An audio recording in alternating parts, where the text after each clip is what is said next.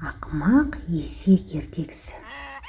Ертеде баяғы заманда түйе боз, ат сұр, сиыр ала, қой қоңыр, ешкі сары, есек қара болыпты. Долы қара есек дөрекі даусымен жануарларға орынсыз ақыра береді екен. Түйенің істеген жұмысын мен істедім деп мақтанатын көрінеді. Өтірік айтып атқа сиырды тептіретін болыпты. Өсек айтып қой мен ешкіні сүзістіріп қойыпты.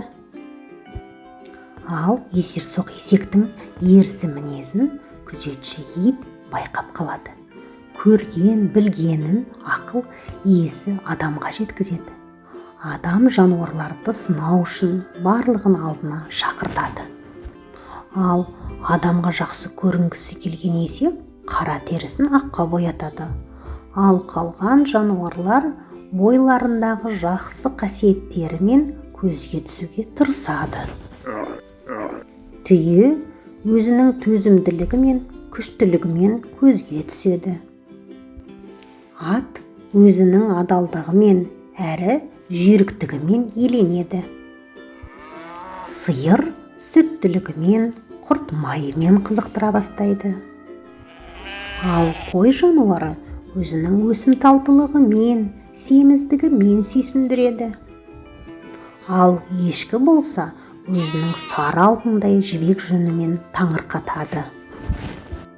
Есек болса боялған түрімен күлкілі көрініп, ақымақтығын көрсетіп қояды. Жануарлардың қасиеттерін білген адам сол күннен бастап төрт малға қора салып күтім жасайды. Жануарлар тату-тәтті тұрып, оған қызмет етеді. Ал ақымақ есекті көлік ретінде пайдаланып, қара жұмысқа салады. Ақымақ есек әлі күнге дейін ақырғанда өзін мықты сезініп қалады екен. Бірақ оған ешкім мән бермейтін болыпты. Соңы. Ұнаса, каналға тіркеліп, қолдауларыңызды көрсетіп кетіңіздер. Рахмет!